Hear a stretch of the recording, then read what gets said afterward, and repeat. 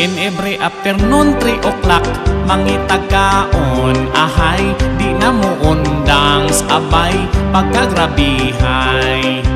And then every evening until midnight siya gutomon nasad sa lins gabi niya maoy gitira. Ako natingala kung ambot nga no balisod ispilingon. Sige man kagkaon nga nung imong lawas pagkaniwangon. Ang imuhang tiyan mauray mi dako mi burot hinoon. Untag to hapon sobra-sobra kaon niwang yud gihapon. Hangtod nga imuhang ipakonsulta sa albularyo. Apan siya nagduda sa nakita niya wa siya'y siguro. Sa iyang gisulti grabe hapastilan ikaw nakuratan. Iyak ang giingnan bitok rana daghan o pagpurga na lang. Pagkapait di ay ining ikaw bitukon. Walay kabusganan bisan daghan na ang nakaon.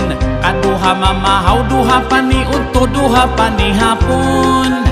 Kalima mo isnap apil na gabi hasta sa kadlawon.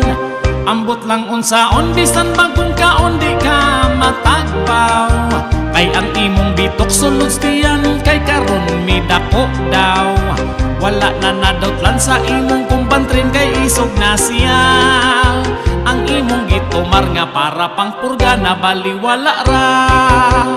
Mi borot o doro ang tiyan ni migo pero niwang kaayo.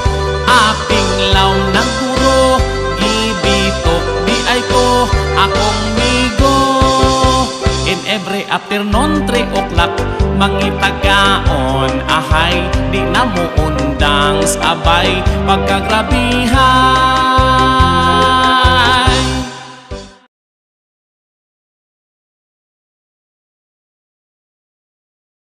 Every afternoon 3 o'clock mangitagaon ahay di na mo undang sabay pagkagrabihay.